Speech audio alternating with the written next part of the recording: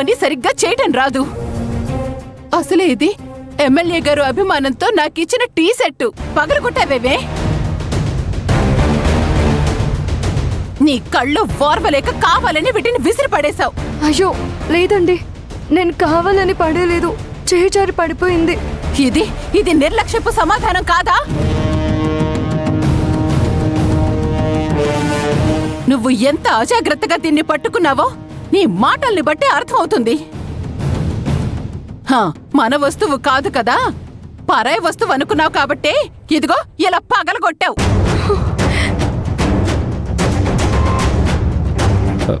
ఏమైందమ్మా?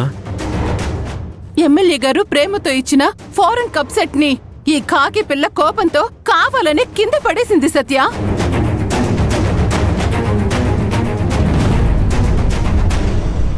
నేను కావాలని పగలగొట్టలేదండి, చేజారింది.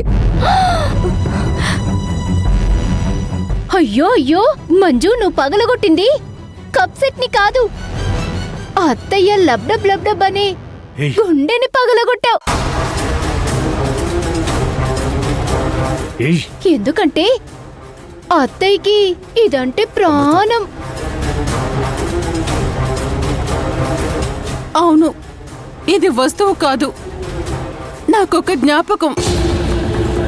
అలాంటి జ్ఞాపకాన్ని నువ్వు ఈరోజు తుడిచేసావు కదే. నీకే పని చేత కదా? ఈ టీ కప్పు ఎంత బరువు ఉంటుందని చెయ్యి జారుతుంది? నాన్న సత్య, నువ్వు వెళ్ళి పడుకోరా, నేను చూసుకుంటాను, నువ్వు వెళ్ళు. ఇప్పుడెలా పడుకుంటానమ్మా? ఈవిడ చేసే పనులకి నిద్ర వస్తుందా? నాన్న సత్య, నువ్వు వెళ్ళరా, వెళ్ళి పడుకో, నా మాట విను, వెళ్ళు. ఇదంతా నేను చూసుకుంటాను, నువ్వు వెళ్ళరా.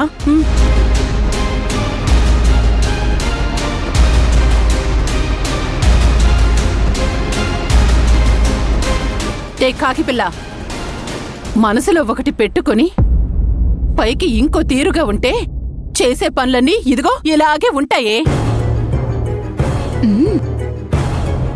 నువ్వు ముక్కలు చేసింది కప్పుని కాదు, నా మనసుని. పగిలిపోయిన కప్పుకి బదులు విరిగిపోయిన మనసుని అతికించమంటే అమ్మో అన్నా అంటుంది. మనం చిన్నగా ఇక్కడి నుంచి జారుకోవడం మంచిది.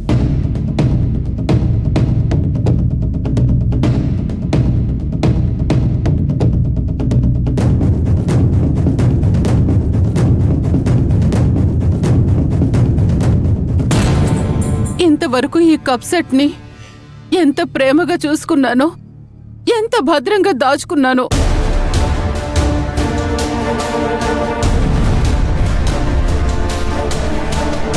ఈరోజు నీ కళ్ళల్లో నిప్పులు పోసుకున్నావే. ఓర్వలేని కుళ్ళుబోత్తనంతో కావాలని పగలగొట్టావు. ఏ అమృత, నీ కళ్ళు కనిపించట్లేదా? ఇదంతా నన్నెత్తమని చెప్పినా చెప్తుంది. నేనిక ఇక్కడుండను.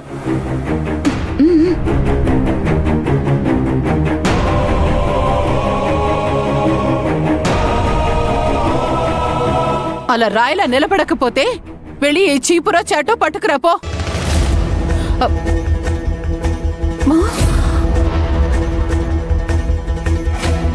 ఈ అమృత ఎప్పుడు సమయానికి ఉండదు, మాయమైపోతుంది. ఏయ్,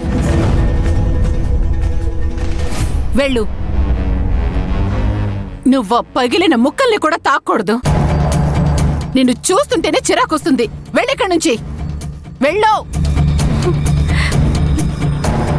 ఆగో.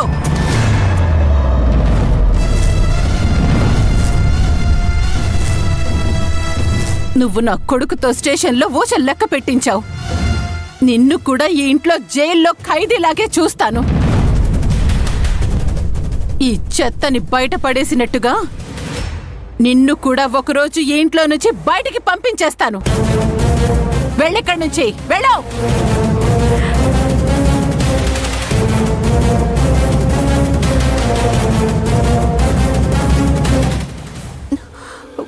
అయ్యయ్యో,